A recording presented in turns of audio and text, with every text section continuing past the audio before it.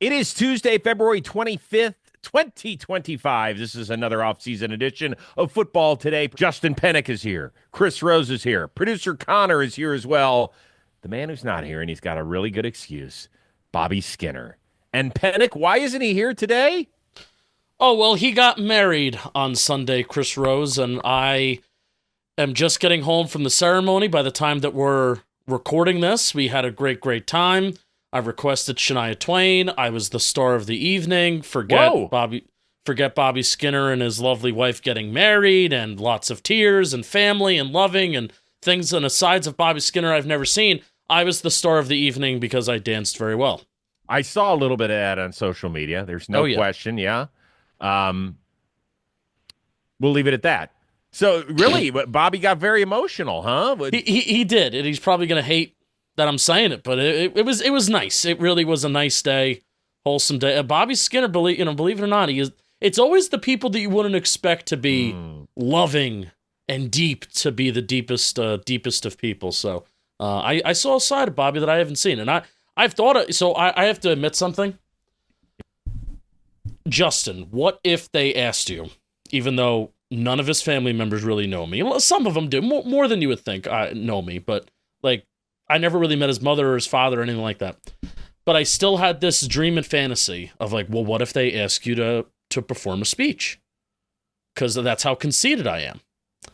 And I would have been like, how have you talked to Bobby Skinner for like 20,000 hours? That's the amount of time that I've calculated in our couple years of knowing each other, between phone calls, podcasts, and everything. 20,000 hours. And that's how I would have like started off my speech, and I would have went from there. But that would have been adorable. Wow. So they didn't ask you. Okay. No, they didn't ask me. But well, my conceited mindset, like if they do, that's what I would say. Way to represent the John Boy Media family. So that part is good. Yes. Thank you, and congratulations to Bobby. His bride's name, is it, what's her name? I'm sorry. Issa. Okay. Well, I've yet to meet her, so I look forward to that day as Mr. and Mrs. Skinner. That'll be nice. So Bobby will be back somewhere down the road, I'm sure, before the first game of the 2025 season. Yep. At any rate, we're getting ready. I'm heading to the Combine. We'll do that next show. We'll have a little preview for you. That'll be fun. In the meantime, there's a bunch of headlines out there, so why don't we just scour through them? Before we do it, though, I want to ask this. Apparently, for the competition committee, there was one anonymous team that brought up banning the tush push, and Diana Rossini of The Athletic came out and said, yeah, it's not anonymous anymore. It's the Green Bay Packers. Ooh. Do you respect the Packers for trying to ban the tush push? Or since they're the only one, are you like, God, that's kind of a Weasley move. Just learn how to stop it. Stop it. Because, Rose, if every NFL team did it and did it successfully, I would be like, all right, maybe this is a little bit of a cheat code. There's one team that does it and does it better than everybody else. So I respect the Packers for maybe trying to get something going, but we see other teams try to do it. Like, didn't the Bills try to do it against the Chiefs a bunch of time in the conference championship? But it's like, what are we doing? It's not working. There's one team that does it really well, and somebody's got to try and find a way to stop it, and nobody can. Well, the quarterback sneak has been a part of this game ever since I've been watching. Some teams always ran it a little bit better. The Eagles just happen to have it's an amazing combination of a wonderful offensive line that knows how to get low. They have guys behind Hurts that don't mind doing the pushing. And then Jalen Hurts is probably as strong a quarterback as we've got in this league. The Bills, they don't run a tush push. They run Josh Allen. And unfortunately, for the biggest play of the year for them, they couldn't get, or some people think they did get the first down on fourth down. But, it's not a tush push. It is a true quarterback sneak, even occasionally when they have guys pushing from behind. Other teams don't run it as well, and there's certainly no way to stop it with the way that the Eagles run it. They just do a tremendous job. I don't know. I guess teams will figure it out, or until Jalen Hurts gets injured, which he has yet to do on that particular play. Anyway, we're going to do the interest scale of 1 to 5, 1 being pass, not even blinking my eyes at it, and 5 being I'm all the way in on this story.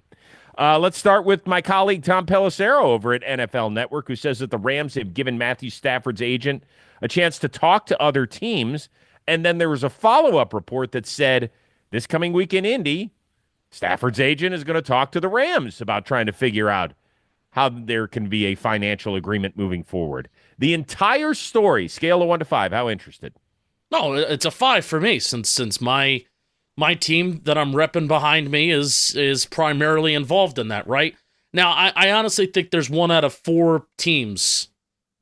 There's Matthew Stafford's going to be on one of these 4 teams coming this year. It's either going to be the Rams, who I think, I think that's likely. The Giants, I also think that could be likely. And I also think the Raiders and maybe the Steelers could be players in this. Do you think your Browns are players in this or no? No, I would say no too. But those 4, would you agree with those 4? Yes. The Steelers are an interesting one, I think. If you were to ask me to rank the 3 other teams, because I think it's the 3 that you mentioned, Rams, Giants, Raiders. If you were to have me rank them in order of where I think he'll end up, I think it's Rams, then I think it's Raiders, Ooh. and I think the Giants are a distant third. A distant third. Okay, I think, I came on here last week saying, I'm pretty sure and everything like that. I do think I think he's going to wind up staying with the Rams. I think he's going to wind up staying with the Rams, and especially doing some reading about this is all money. This is all Matthew Stafford wants more money, and I do think he deserves more money. But also at the same time, Rose, that contract extension that he agreed to in 2022, we didn't have a football show at the time, but the NFL, I'm sure the NFL world really looked at that $40 million average annual value and kind of scratched their head at it.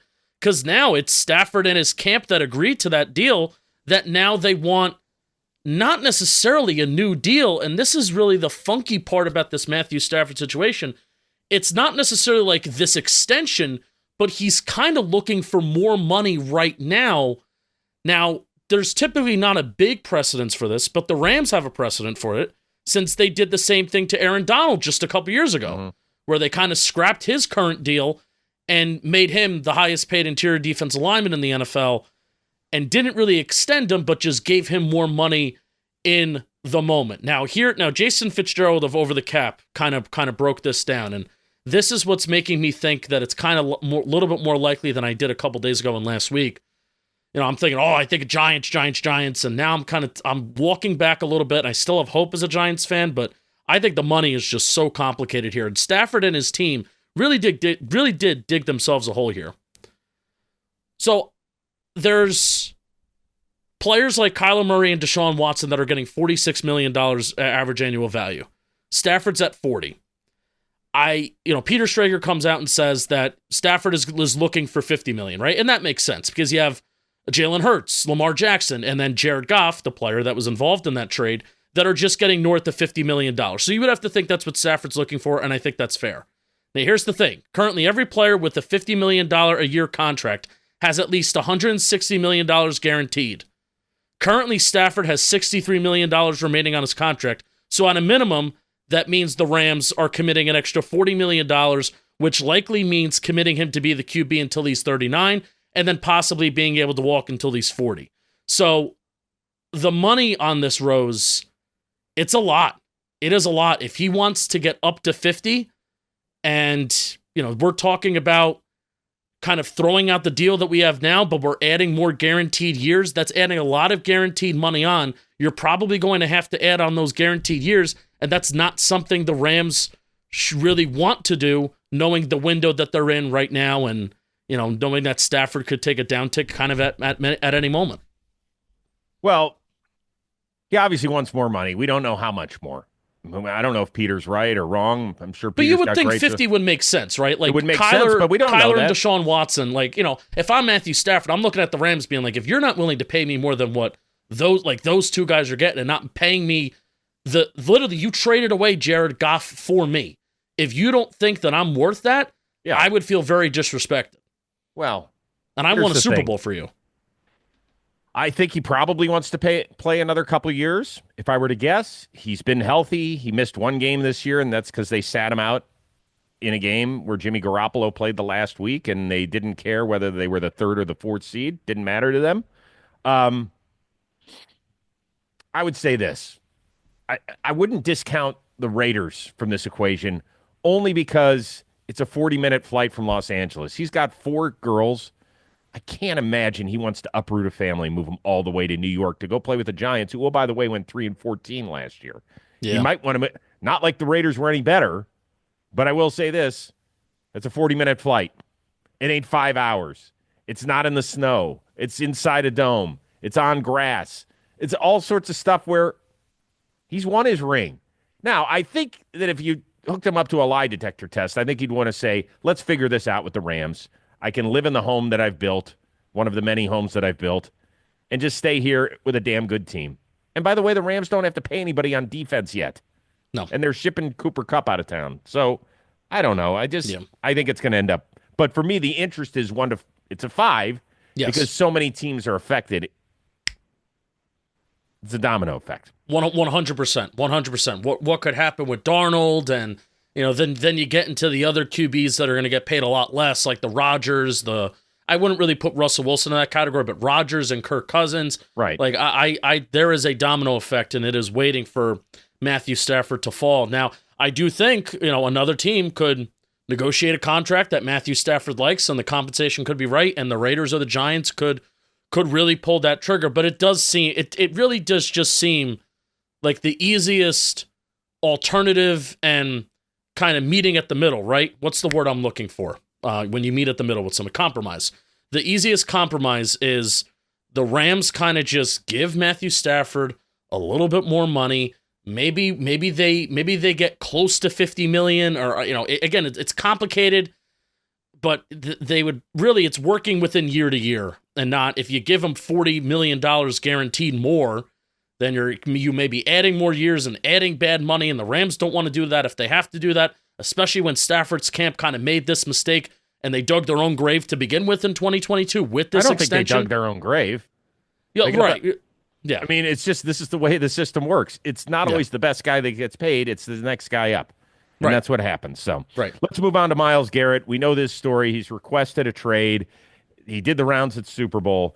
Do you think things will move forward with all the teams when they get together in Indy? How much does this story now up your ante on a scale of 1 to 5? Rose, I'm down at a 2 for this because it seems like the smoke, I don't even know if the only smoke that we really had is that, Myles Garrett requested a trade. It's really the only kind of smoke that this story has ever had. The Browns should want to keep Myles Garrett, self-explanatory. I think they kind of came out and said that as soon as this happened. So, Rose, let me ask you this. Any chance they could just work on an extension? Yes. More money, continue to kick money down the road. Would making Myles Garrett the highest paid defensive player in the league mend fences? Yeah, of course it would. And here's the thing. I get it. The Browns totally screwed up this Deshaun Watson thing. It has set them back immensely. But let's remember this. Who has won more playoff games over the last 5 seasons? The Cleveland Browns or the Pittsburgh Steelers? Browns, right? So the Browns, although since 99 have been a total dumpster fire for the most part, and I believe have only made the playoffs 3 times since then, I want to say, but twice under this regime. Last year was a huge step back for them. And the Watson stuff, until they come out and admit their failures on many fronts here, I don't know if they can move forward. Now, I get it. I understand Myles' frustration, and he took a personal shot at the GM, Andrew Berry, with the way that he worded things when he came out with his statement about, I don't want to go directly from Cleveland to Canton. I want to win multiple Super Bowls. That was a shot at Andrew Berry's line where he said, Myles Garrett, we fully expect him to go right from Cleveland to Canton. That's what he said as his year-end presser. So for me, it's a 1 because I don't think it's going to happen. I don't think they're going to trade him. I get it. It sounds great for this sort of fodder, for all sorts of morning shows and podcasts, and everybody's trying to figure out, well, should he go to Detroit? Should he go to Green Bay? Should he go to Buffalo? Oh, shit, why would Cleveland do all that stuff if they're going to get a pick in the late 20s? And by the way, this stuff is, if you go figure out the cap stuff, it can't happen until after June anyway. So is Myles really going to sit out a year or 2? I don't see that. I think they're going to get back together. I think they'll figure it out. I understand he was hot at the end of the season. I want guys that are pissed off that they went 3-14. To me, it's not that big a deal now. At first, when we did that show and you and Bobby were arm wrestling to see who could break the news to me, that day was a difficult one. The next few days for the Super Bowl were really hard. But after that, I haven't really given it much thought. So very low, 1 or 2. Yeah, so we'll see. I mean, I think this is the week where if steam starts to pick up and we hear teams and this person's interested, this team's interested, blah, blah, blah. But it's kind of died since it initially broke that Garrett wants to be traded. And I really think, like, believe it or not, the Cleveland Browns are actually in a good salary cap scenario 2 years down the line from now. You can push money down the road on a Myles Garrett deal. I really think an extension will kind of be like the Cleveland Browns as an organization, or, putting their arms out, and then Garrett becoming the highest paid defensive player in the league with the Cleveland Browns. Maybe that's the contract that sends you into your mid-30s. That could be another word, compromise, using it again, for both sides. All right, a report out there that Sam Darnold and the Vikings are talking about an extension. His football future, scale of 1 to 5. How interested? It's a 4 for me. I am very, very fascinated to see what's happening with Sam Darnold. And Albert Breer put out an article today, Rose, and you talked about this on last week's show. This is from Albert Breer. The Sam Darnold situation still merits watching in Minnesota. And in a weird way, I could see J.J. McCarthy's weight being a factor. He lost a bunch going through the knee surgeries over the past 6 months. So returning to his fighting weight will play an element in the Vikings' confidence, and there is confidence there, in parentheses, that they could go forward with him, end quote. So, Rose, you talked about it last week. J.J. McCarthy and his weight, and, you even talked about it last year at the Combines, kind of seeing him that, he kind of looked like, kind of put some weight on specifically for the Combine, like you could see it in his face. So certainly his playing weight is a conversation in the Minnesota building. Now, here's my only question, Rose. If you're the Vikings, you're not giving Sam Darnold like a 3 or a 4 year deal, right? But I feel like he could get that on the open market, right? Well, whatever it is, I would have to front load this thing, and I don't know their cap situation enough. I'll put it up on Over the Cap. It's decent. Fine. Here's the point. I would front load it because I'm not so sure that you're going to get a better Sam Darnold than the one we saw in 2024. He's got a great receiving core. He's got an innovative offensive mind. Their offensive line is good enough, although Darrisaw was missing the back half of the year, and they had to make that trade for Cam Robinson. So Darrisaw comes back, and that'll help him. I think they're going to add more weapons. Wouldn't surprise me if in a deep running back draft class that they add something there in the backfield to help them out. I think there's going to be more playmakers available. So could he play better? He could. Do I expect him to than he did in 2024? I don't. Yeah, everybody says, well, you got J.J. McCarthy there. Well, hold on. We just saw in that same division, how long was it before Jordan Love made his second NFL start? It was until year 4, and he wouldn't have made one if Rodgers hadn't gotten popped for COVID, right? Isn't that why he missed the Kansas City game a few years ago, or was it an injury? He had one start, basically, before his 4th season. So you can put him on layaway. You run the risk of not knowing what your quarterback looks like until the time you have to decide whether or not to extend him. But still, you can do it. So, I don't know. I said last week that I would move on from Sam Darnold. There's a big part of me that still says, yes, that's what I want to do. But yeah, it's an interesting story because of all these other teams that need some kind of help. So I would put it at a 4 as well. Yeah. Now here's my thing. If you're the Vikings and you want to bring in somebody, whether that's Sam Darnold or somebody else, for let's say a 2-year deal to give J.J. McCarthy more time, wouldn't it be smarter to just pay a guy like Aaron Rodgers way less money on a 2-year deal that you can probably even get out after 1 year? So that timeline makes more sense, because I really think Sam Darnold could go somewhere and get a 3-year deal that's maybe 2 years, or a 4-year deal that's maybe actually 3 years. Like, he's going to get more money than what it realistically makes sense for the Minnesota Vikings, right? Right. So it makes sense. Do you think any part of that equation is Aaron Rodgers sitting there saying, well, hold on. I was compared to Brett Favre for so long. Do I really want to go Packers, Jets, Vikings? It would be very funny. It'd be funny for us. I don't know if he would think it's funny. But, Rose, we talk about it with any quarterback that has a pulse, whether you're a rookie, a veteran, or whatever. If you want to if you want to have a good freaking year, you go to Kevin O'Connell. All right, you go to Justin Jefferson. You go to those tackles. Yeah, Aaron Rodgers had a good last 10 games. We'll talk about that momentarily. I mean, at least statistically, not when it comes to wins and losses, but they were a dumpster fire up there. So, yeah, it's an interesting story for both of us. But let's move on to the veteran quarterbacks, the future Kirk Cousins, Rodgers, and Russell Wilson. Can any of them be the missing piece they were expected to be in Atlanta, New York, and Pittsburgh, respectively? And it didn't really happen for two of them. And for Russ, it kind of crumbled there at the end. So with that full story, scale of 1 to 5. Rodgers is the only one that really fully interests me. So I'll put Rodgers at like a 3. I still have questions about Rodgers' body because that, it took him over half a year to kind of fully get into it, which he's coming off the Achilles. I get it, but you're 42. There's going to be another reset after playing this year. I think Kirk is done. What's going to be really interesting with Kirk, and I'm interested to get your thoughts on this. The Falcons are going to have to release and cut Kirk Cousins. They're not going to find a trade partner that's going to want to even take on part of that contract. And also, why would anybody give up any kind of draft capital when the Falcons are in this own mess that they've created themselves? So the Falcons could release Kirk Cousins, and then we have a Russell Wilson situation, just like the Steelers had last year, where you can basically sign him for a veteran minimum deal, and that's what an NFL team is going to prefer. And then also, I just don't fully believe in Russ. I think he does the moon ball thing well and throwing the deep ball on the sideline. And I don't know, I don't know if he can fully elevate a team anymore. So Rodgers has me at like a 3, and then Kirk and Russ. Kirk I'm more interested 2, and then Russ I'm at 1. Yeah. Well, whatever team Russell goes to, he has to come up with some little cute saying at the end of interviews. So whether it's Go Hawks or Let's Ride, and I heard him do something with the Steelers this year, I think.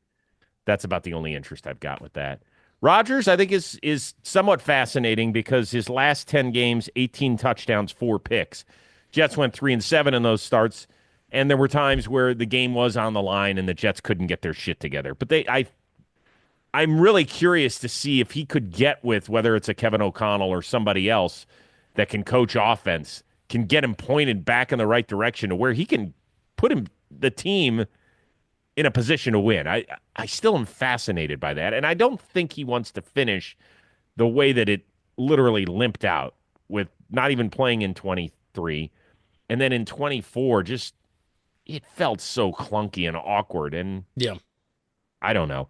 Now, the Kirk Cousins stuff is interesting because of the reports that he's saying now that, yeah, you know what? My elbow and my shoulder were kind of screwed up at the end of the year, and he was only on the injured list like once in the last 6 games or whatever. Now he's saying, after saying, well, no, I was fine. No, I was really a little banged up. Oh, okay. I don't know whether he's trying to save face or that's real. It's probably some combination of the two. It's his legs, though, Rose. He can't generate any power from his lower body. Well, he couldn't this year, but that doesn't mean that a year removed from that surgery that he won't be able to. Yeah. Kirk Cousins was playing the best football of his career when he got hurt in the middle of the 2023 season. Are you saying that no team should take a shot on a... What if the deal is just slightly more in terms of finances than what the Steelers paid Russell Wilson, which was under $2 million, I think, last year? Oh yeah, but regardless, that is what's going to make Kirk Cousins interesting to a team, is that the Falcons are going to have to cut him. Would you want him quarterbacking your team? No.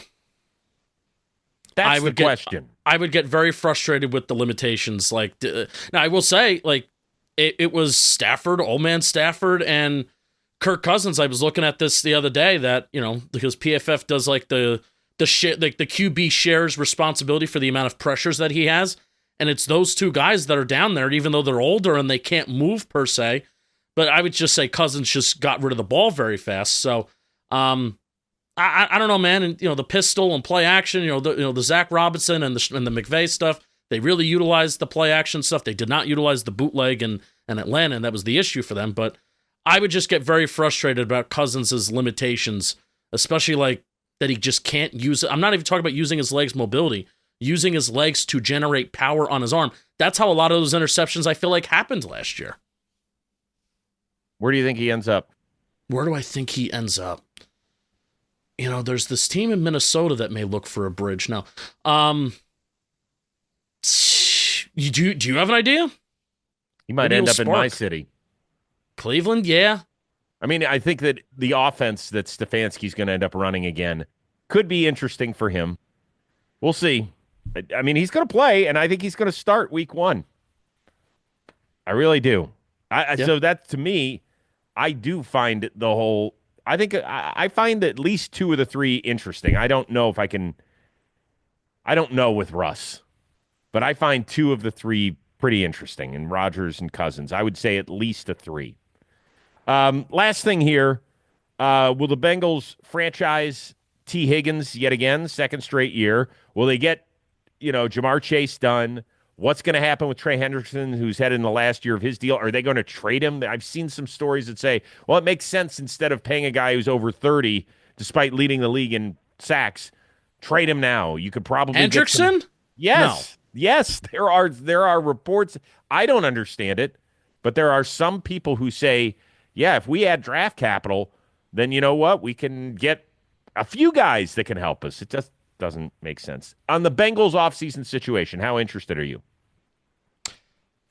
Now, the Bengals as a whole, I'm at ranging between 3 to 4. But in terms of T. Higgins, I'm down at a 2. I just don't think they're going to franchise tag him. I think from a football standpoint, you trust your elite quarterback, you trust your offensive coach, and you trust in your elite wide receiver in Jamar Chase that you're going to pay, right?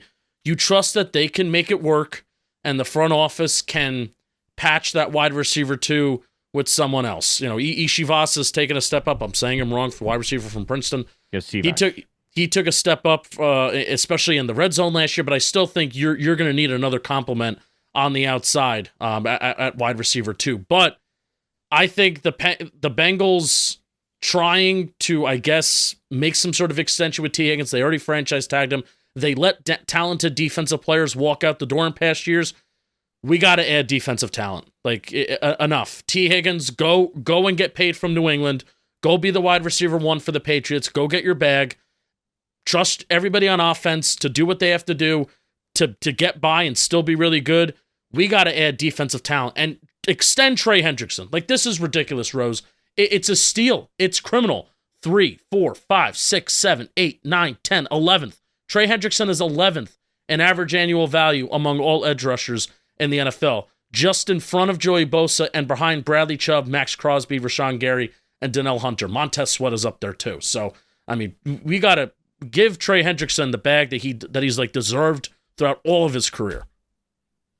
The Bengals really don't have a problem paying good players. It's the glue guys that they'll let walk out the door. Yeah, so DJ that's part of the issue with this franchise, and you can't pay everybody. I would let Higgins walk. The difference between this past season's franchise tag and this year's franchise tag for wide receiver is going to be about $5 million. It's going to go from 21 to 26. Do you want to tie that up and pay Jamar? You have to get the Jamar Chase deal done this offseason. Yes. You can't wait again because, my God, if he has another season the way he did this year, forget about it. You better – this is the mistake that the Cowboys have made in recent years, that Dak was good. He finished second in the MVP in 2023. You waited. So you probably cost yourself tens of millions of dollars on that deal. Do the Bengals want to do the same? You're going to pay him. Just pay him now. He is freaking incredible, and he will end up being paid as the highest paid non-quarterback in the NFL, is my guess. Yeah, that would be 36, right? You don't want to bid against yourself, and you're right. That's what the Cowboys have done, to their detriment. So you're paying him more than Justin Jefferson, so he's getting 36 or at least 35.5. So get Jamar Chase done, and you gotta add defensive talent. Yeah. You just have to do that. For the so Bengals. As far as the interest in the story goes, it's a 2 unless. Here's the prediction. Chase gets extended, even if that's closer to training camp. That's fine, because that's when a lot of that stuff happens. Yeah. Jamar Chase, I'd extend Trey Hendrickson on a nice, short, fat deal, and I'd let T. Higgins walk. And you can get a comp pick for him. Oh, wait. Is the comp pick attached to him once they're franchised? That's a good question. Don't know that on top of my head. Even cap people sometimes don't know how the cap works because it's very complicated. Yeah, that's all interesting. All right, but regardless, could be an interesting offseason in Cincinnati. We are back at it again later this week. We'll have a new episode out in time for the Combine. Yeah, what? I have a very interesting... You're going to be at the Combine, Chris Rose. Yes. I have an interesting last question that we didn't prep on. Okay. But this is a Chris Rose question that I'm asking Chris Rose. Great. Maybe an unexpected piece of news, rumor that we're going to start to hear at the Combine. Do you have any that's now, the fact that it's unexpected means that you're not expecting it, so I'm putting you on the spot to think of one. Daniel Jeremiah put out a great tweet on Monday. He's our lead draft analyst, and he and Rich Eisen will be in the booth on Thursday calling all this stuff. And he said, listen, I've done some homework as well on the free agent class, and he goes, it's got me even more excited for the draft. And then somebody took that and said, this is why you expect a lot of extensions coming up. So I think that because of the lack of wow in the free agent class that you'll see in the middle of March, there are going to be some extensions that perhaps you don't expect. Okay. Now, who could that be? I don't know. I mean, is there a pass rusher that's 2 years away from free agency that ends up getting a huge haul? Does that sort of stuff make sense? Is there another wide receiver? Like, does Puka Nacua get a deal? He's heading into the third year of a 4-year deal. Remember, he is a 5th-round pick, so he doesn't have a 5-year contract. He's got a 4-year rookie deal. Does he get one? That doesn't seem to make sense, but maybe with the lack of big name available free agents, go take care of your own now, get ahead of it. I don't think a guy like Tyreek Hill's going anywhere, stuff like that. So does Travis Kelce retire?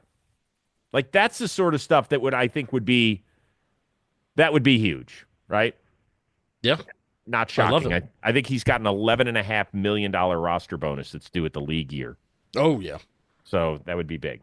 I don't know if that was a good enough answer for you. No, I like that. And I really do think teams should start as the cap continues to expand. I think eventually it won't be booming $20 million every year, but as long as these TV deals keep coming in and money keeps flowing for the NFL, like it's going to continue to expand rapidly. So I think teams should start to normalize. Like, why are we going to wait and bid against ourselves as these guys and these players have good years?